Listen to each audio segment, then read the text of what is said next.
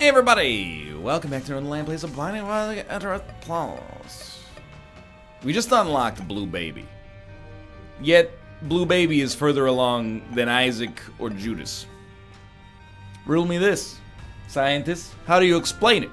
This man just appeared. Yet these men have been here forever and they don't have the same kind of... So the thing... in case it's not abundantly clear, I do recall there was a time we transformed into Blue Baby via the Ankh 4 EPT DJPD. I don't know why that sounded like I was talking to a baby. 4 EDP DJDP. Anyway. Why are we playing as Judas? Because we need to, well, actually, we have other incentives now.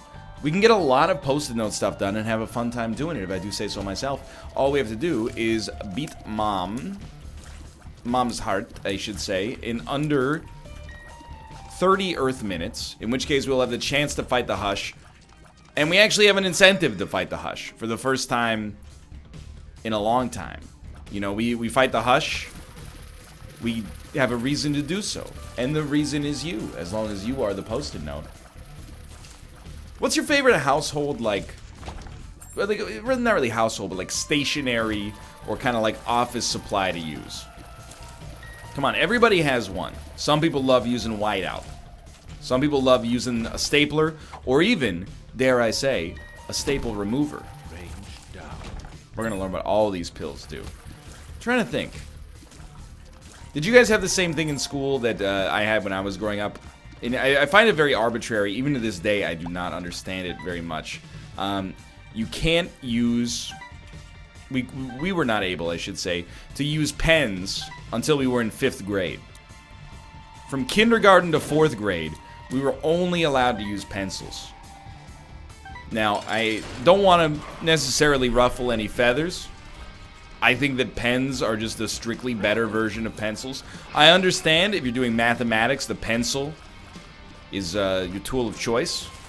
If you're doing AutoCAD diagrams and you're prototyping them by hand for whatever reason, probably would like to use a pencil. Anything where you're gonna be, you know, scratching and writing, you'd rather just have an eraser. But a pen writes so much better than a pencil. Don't get me wrong, I understand. At least for those fields. For everything else, though, give me those pens early. But then you're like, when I was in school, we had a smart whiteboard where the teacher just used the stylus to write what they wanted, and if it was ever wrong, the board corrected it for her. Okay, well, congratulations, alright? You were born in the golden age of technology. What's that like? When I was a kid, technology was still pretty cool to us. We had a computer lab that had like 8 computers, and they all had trackball mice. How do you feel about that, whippersnapper? I'm not complaining, you know? I think if I was a kid, like my parents, if I were a kid in this day and age, my parents would be very mad at me. I lost things all the time. I'd lose, particularly, you know, I grew up in an area that gets a strong winter. I would leave hats, gloves at school all the time. Probably more than once left a coat at school. I know you're like, how? It's a very fair question I don't have a good answer to, as long as we're being honest here.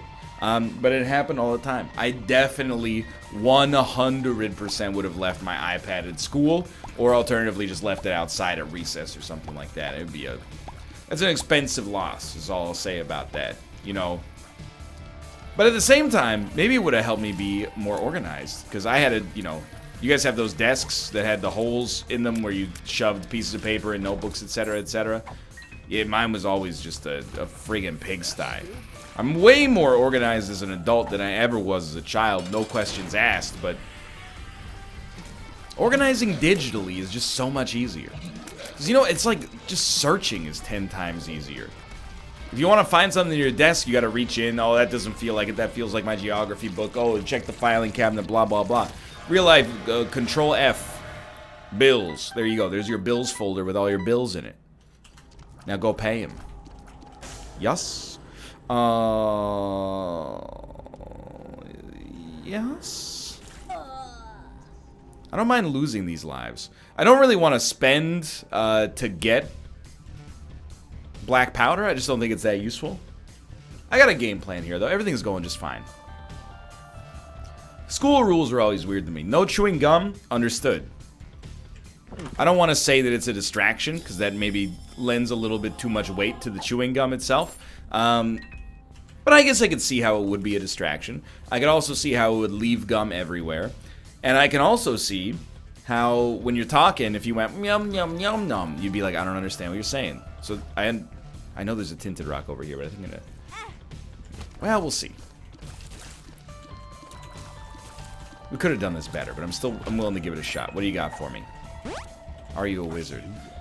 I'm gonna try it like this. I wanted to get bombs, and we did. But then, you guys, you're making it so difficult for me to just leave, because you're giving me all these good things. Fine, I'll fight you for a spirit heart. Then we might as well just wait it out. And even if we lose our spirit heart, which we did, we'll get whatever we get for finishing this room.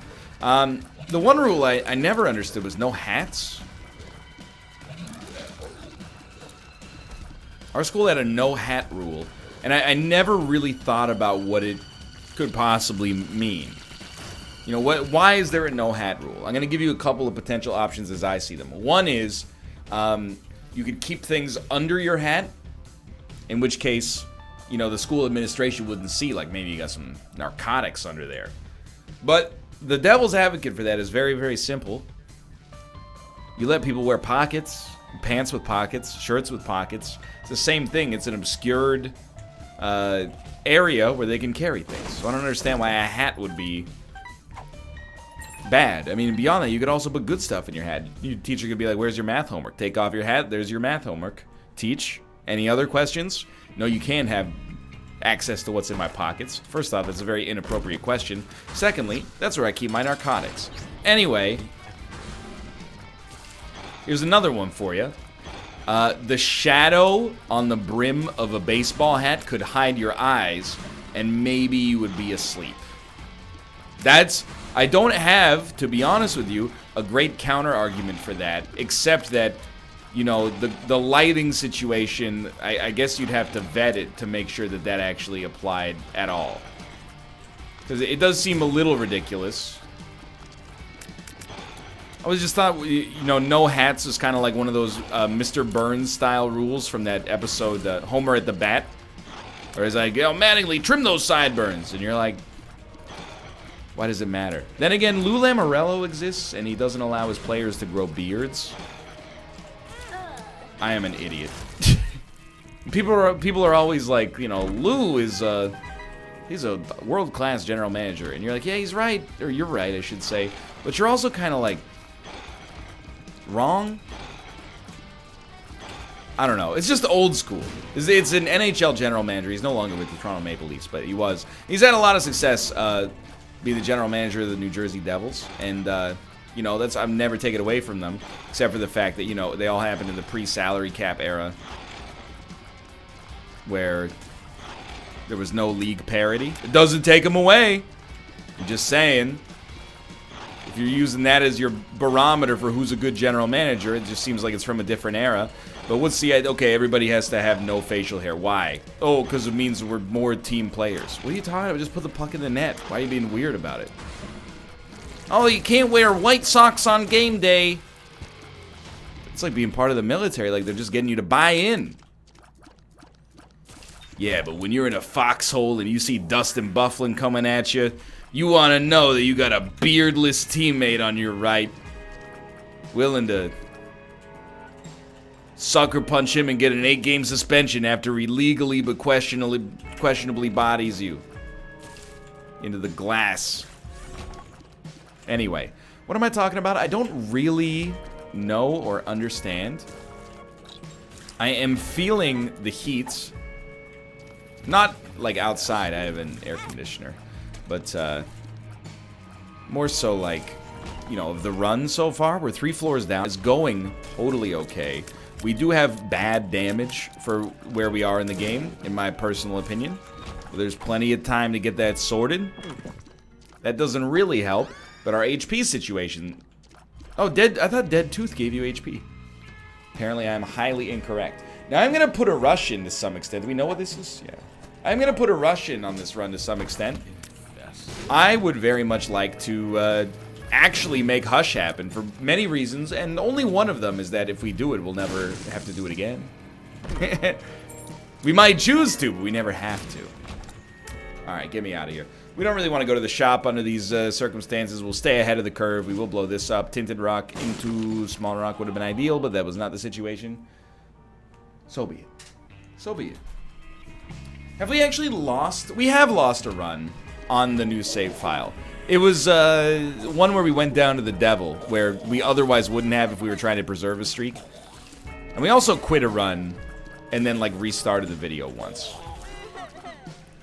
So we're not rolling perfect yet, but we got a pretty good track record so far. Not that that takes like any measure of skill whatsoever.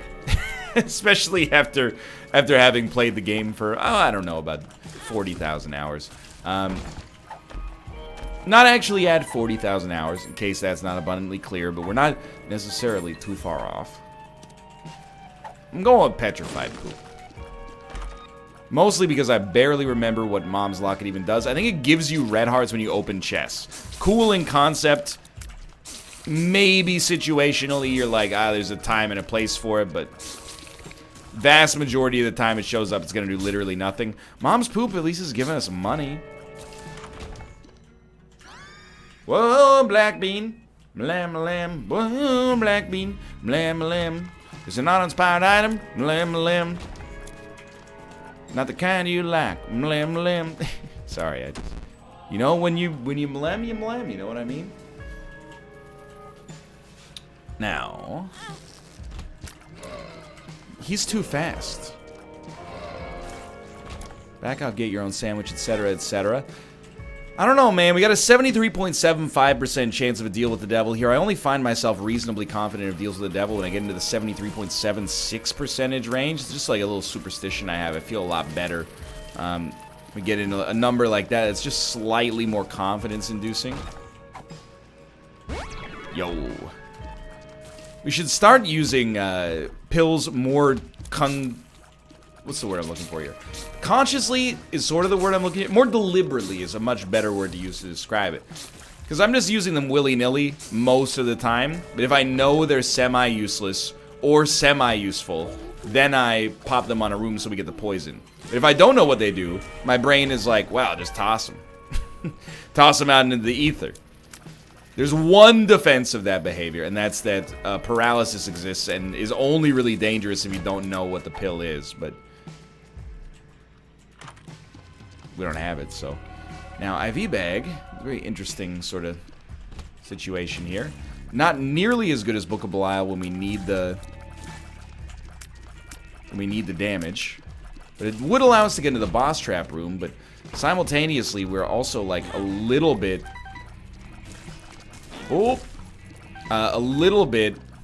worried about time.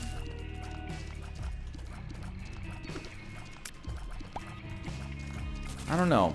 I mean, I like the money. It's going to make shops much more useful to us, but at what cost, you know? At what cost? I tend to think IV bag is actually, like, pretty highly underrated. You know, if you're still living that Isaac worldview where, like, the only thing that matters is HP, you're living in, like, the 18th century. That's very old school thinking. More power to you if you're better than I am, but... You know what's 20th century thinking is walking yourself into the enemies over and over and over for no discernible reason, and taking a lot of damage on a room where you didn't need to do that at all. That's... Okay, so, like, let's ruin and totally squander our deal with the devil chance. No joke. First thing I thought about was like, hey, you could kill yourself with IV bag and then it won't ruin your deal with the devil chance. That's where my brain went there. I still think we stick with IV bag. I just want to see what this shop looks like.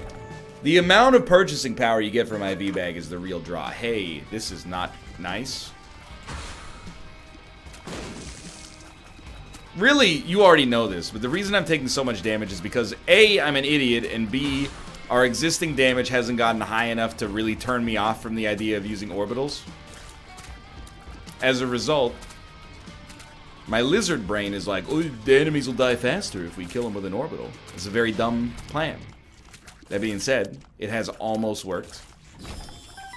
We'll see if we can fulfill that Turn that almost into a just did. Gertie. Very, very, very easy boss to face on a room like this. With no nubs. Very little to worry about.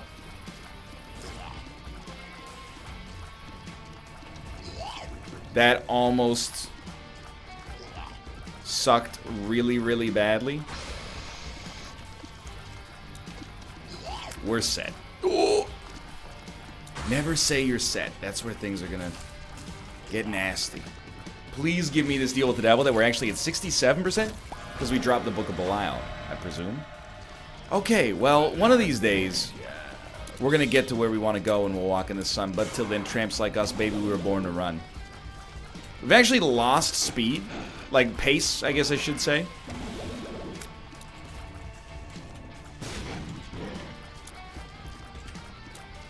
That was good.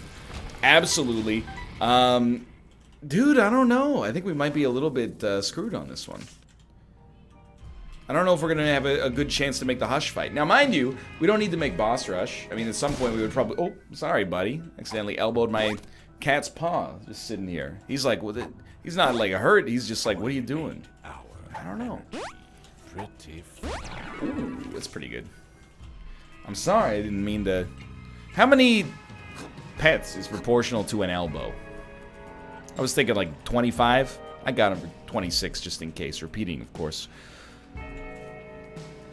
Okay. 4.72 damage, 10 rate of fire. The only thing's giving me pause right now and telling me that, you know, life could be better here. Now, I'm gonna be honest with you. I don't really want to do a boss trap room or waste a fool card just to open one chest. That's an extremely, like, who cares sort of moment. So I'll be leaving. Goodbye, caves, too. You did suck. If I saw you, I'd say good luck. See, I was in my head. I didn't want to say luck, but it's the radio edit. Anybody else? I think as an adult, you ever find the radio edit of a song more offensive than the original version?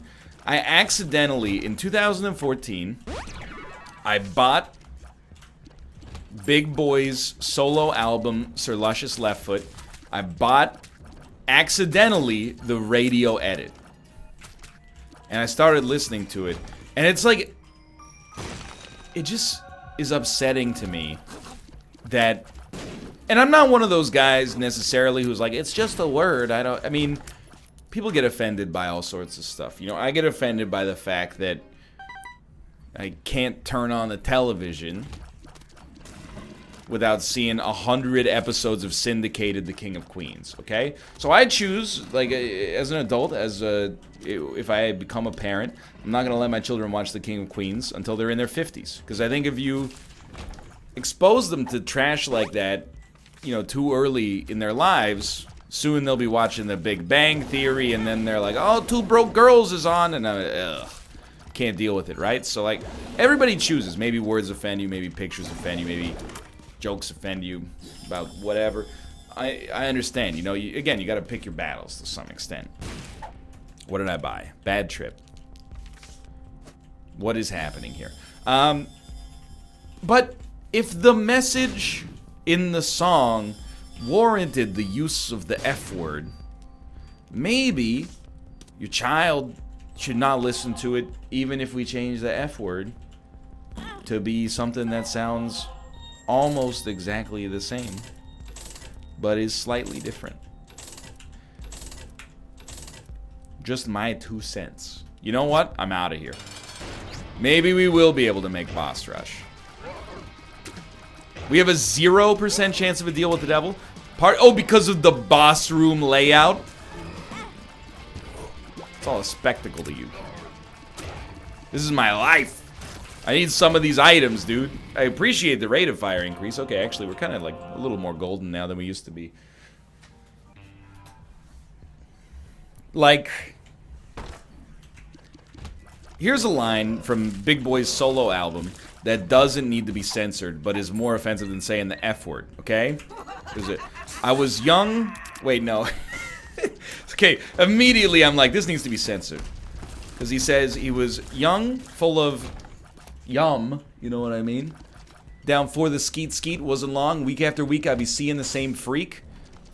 I'll be danged if we were posing for pictures and throwing rice, maybe throwing up in Vegas while daddy is on the dice. And I'm like, dude, you're glorifying alcohol consumption to the point of vomiting.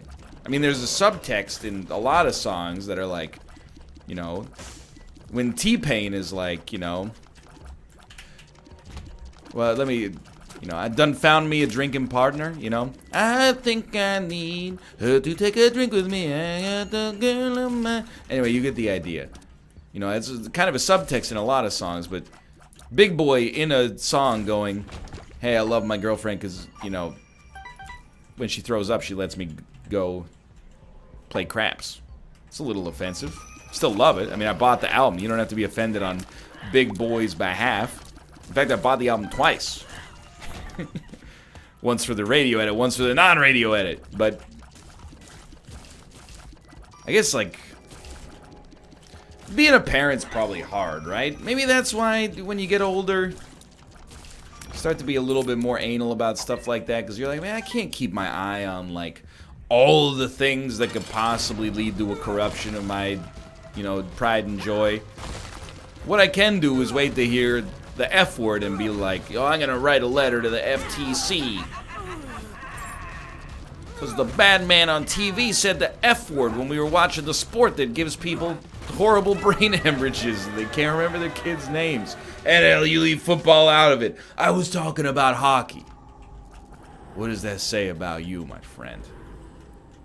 Okay, get me out of here. We're not gonna do Boss Rush. We still want to fight Hush. PhD with Acid Baby is so good. Cause it's PhD. We get good pills. PhD. And each one's a thrill. It's PhD. It's a C-tier drop. It's PhD.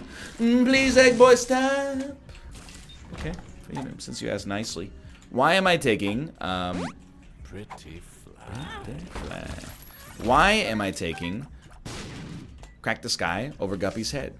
The answer is because I have taken Guppy's Head 4,300 times in my life.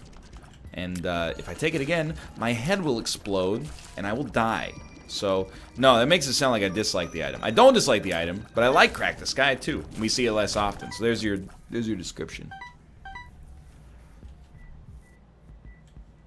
How do you feel about that? Ooh, cause it's balls of steel to spirit hearts. It's balls of steel. It's a good one starts. It's a good one start. Get out of my friggin' office. That line doesn't make any sense, Mr. Angus Young. Ooh, I love it. Tammy's head. Let's go. I have a real question. Does Angus Young talk like that in real life? You know, the lead singer of AC/DC? Like, does he... Back in bank! Better longer make a withdrawal. They're like, dude, can you please talk normally? I am talking normally. I don't know why he's like an old lady. My old lady voice and my Angus Young voice are the same. Otherwise, every song that I sing, if it gets too high of a register, I have to pull it down so much that it becomes like a lounge song, which I think is like opting out, you know.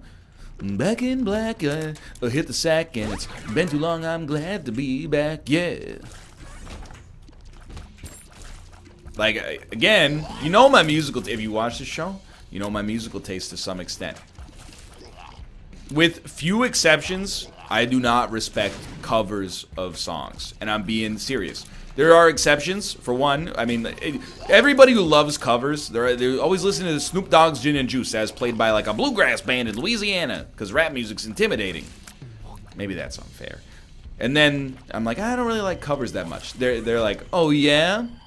Well, what about All Along the Watchtower by Jimi Hendrix? Did you know that was originally by... I'm like, yeah, dude, the cover bangs, absolutely. What about Knocking on Heaven's Door by Guns N' Yeah, okay, also kind of bangs.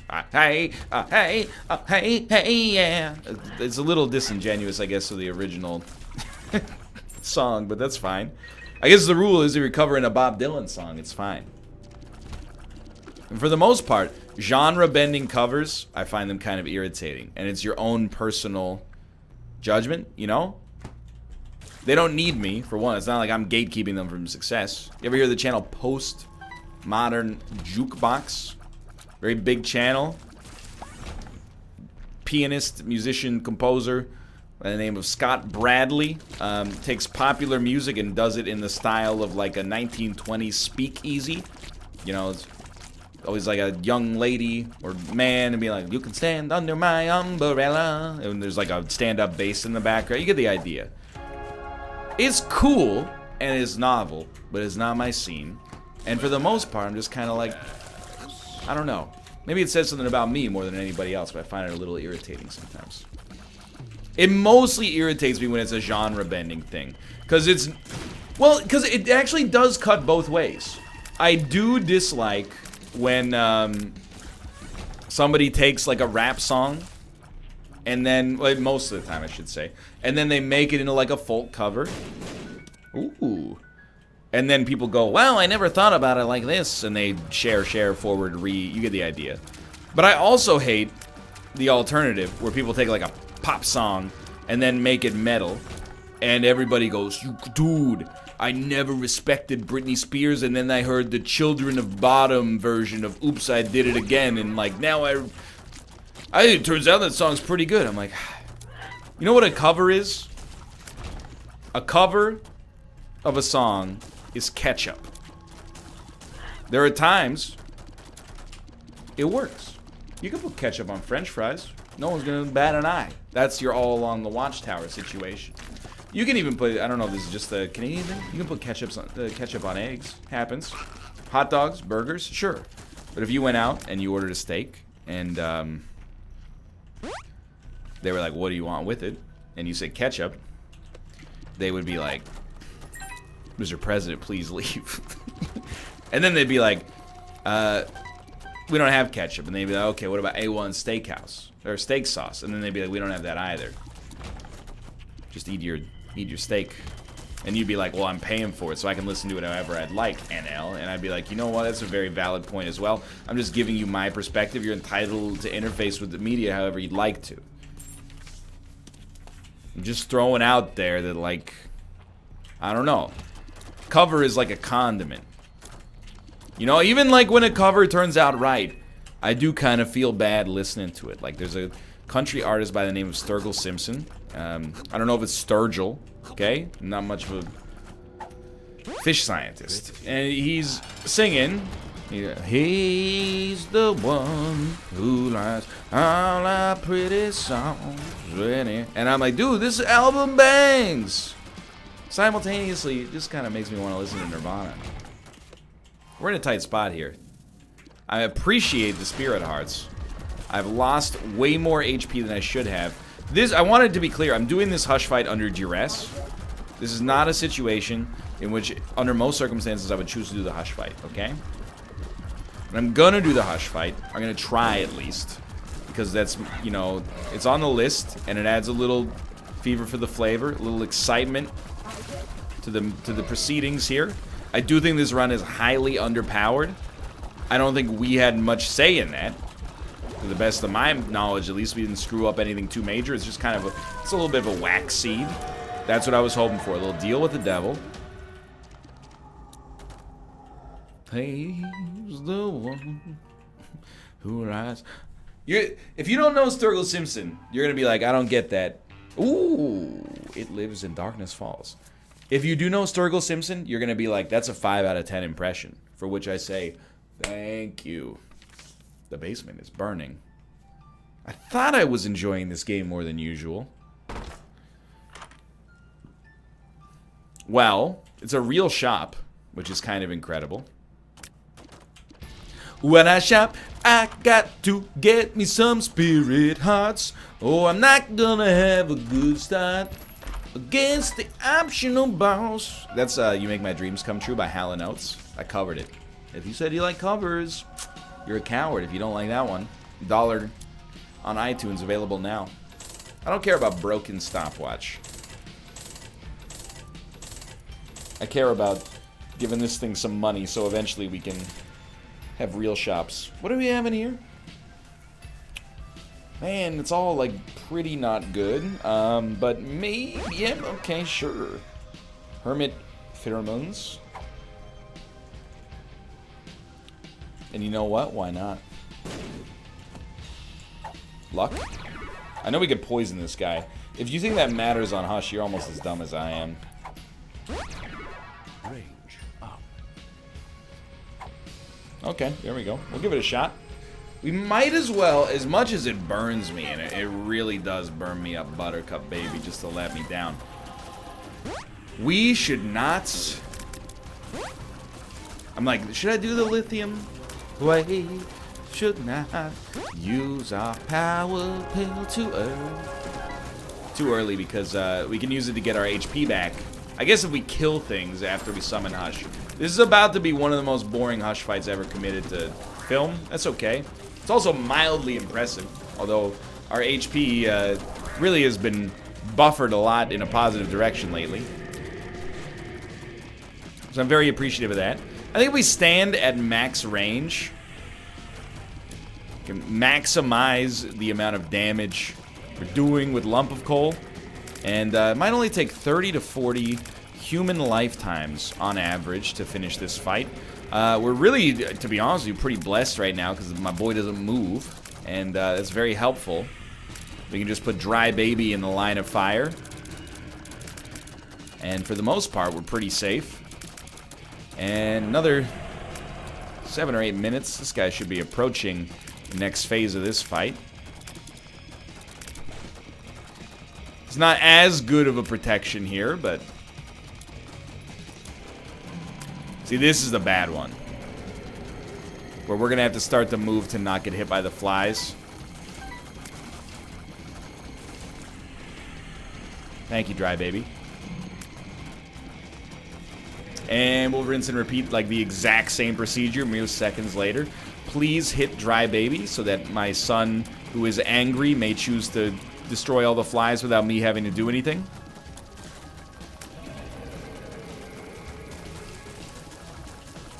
Wow, they really get their butt kicked by Dry Baby. He's so good. He boomed me, etc., etc. Various memes. Thank you, Dry Baby. Merciful Lord. I'm telling you, if you... What have you done? What have you done? He just paid out with like 7 pills. If we get through this Dry Baby, I'm taking you to Keels.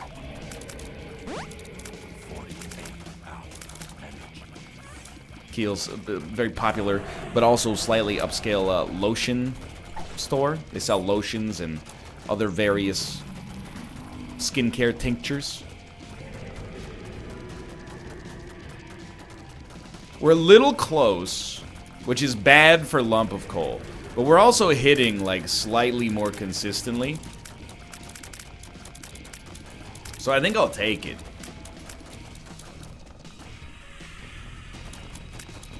What's the problem? I'm trying to figure out what NBA meme to go with here, and I think it's WTF, I love Dry Baby now. Look, he's always opening lanes for me. He's like the greatest pancake blocker in the NFL.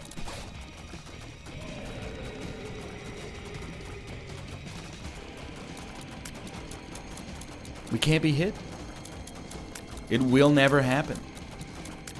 This is surprisingly, at least as of right now, I mean, we did literally get hit, but apart from that, it's like a surprisingly painless Hush fight.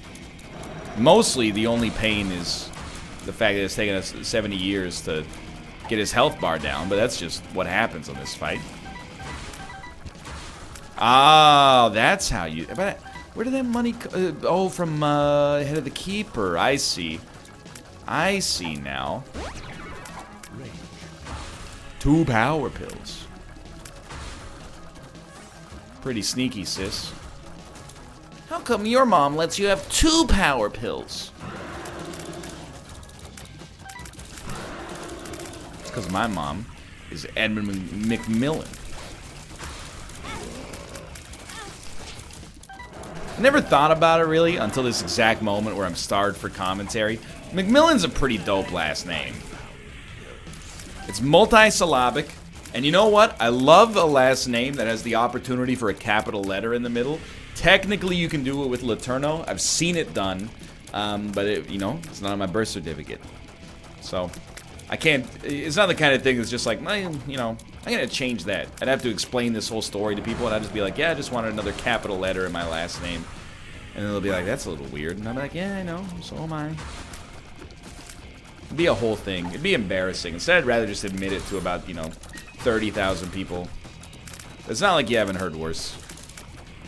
So we're going to destroy you. Hold on. We have not beaten Satan. Now, we're not guaranteed to beat Satan, but we would be cowards if we didn't at least try.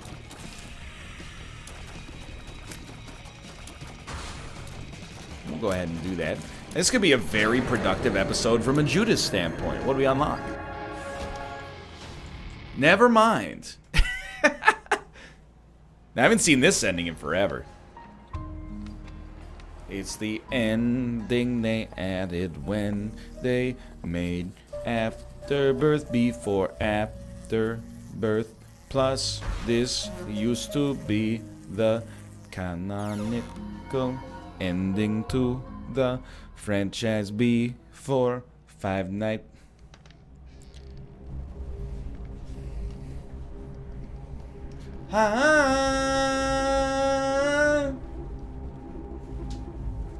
I woke up my son and he's very mad.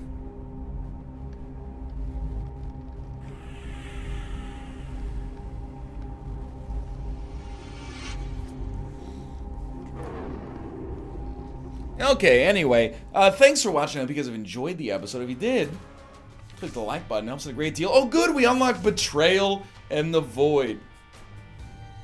Click the like button. It helps a great deal. Of course, subscribe if you want to see more in the future. For now, thanks for watching, and I will see you next time. See ya.